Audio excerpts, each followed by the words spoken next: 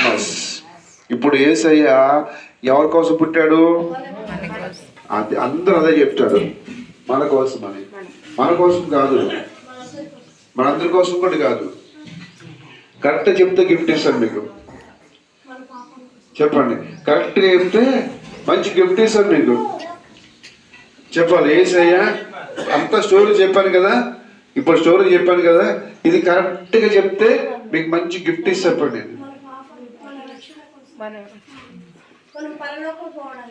ఇవన్నీ కరెక్ట్. ఇంకా నేను చెప్పిన పాయింట్లో ఉంటుంది చెప్పాలి భాషగా. నీకు కూడా మంచి ఆఫర్.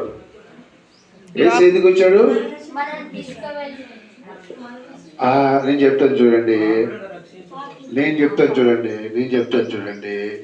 అందరూ చెప్పండి ఎందుకు వచ్చో తెలుసా? యేసయ్య ఎందుకు వచ్చి తెలుసా? మీరు అందరూ చెప్పినవన్నీ కరెక్టే, కానీ యేసయ్య ఎందుకు వచ్చాడు తెలుసా?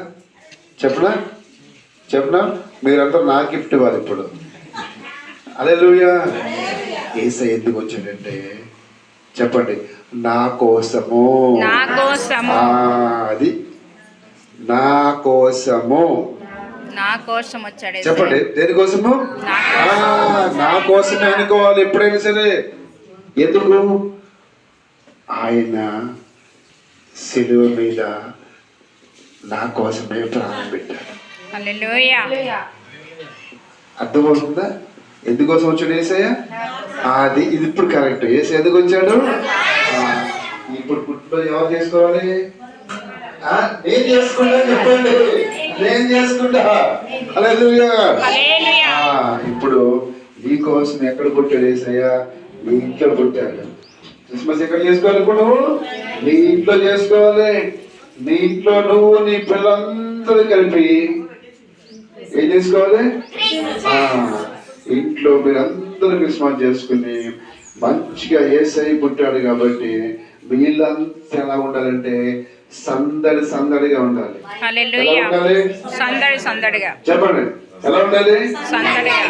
బెత్లెహేములో సందడి, పశుల పాకలో సందడి, శ్రీ యేసు పుట్టాడని, మహారాజు పుట్టాడని. చెప్పండి.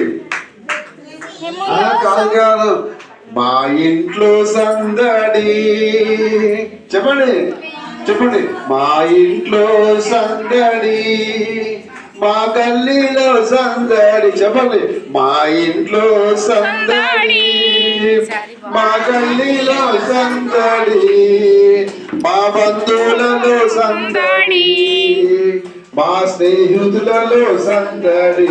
చెప్పండి, మా ఇంట్లో సందడి, మా గల్లీలో సందడి, మా బంధువులలో సందడి, మా స్నేహితులలో సందడి, బెత్లెహేములో సందడి, పశుల పాకలో సందడి, శ్రీ యేసు పుట్టాడని, మహారాజు పుట్టాడని. Hallelujah. Happy Christmas. Merry Christmas. క్రీస్తు నేడు పుట్టెను. హల్లెలూయా. దేవునికి మహిమ కలుగును గాక. ఆమేన్. ఈ సమయంలో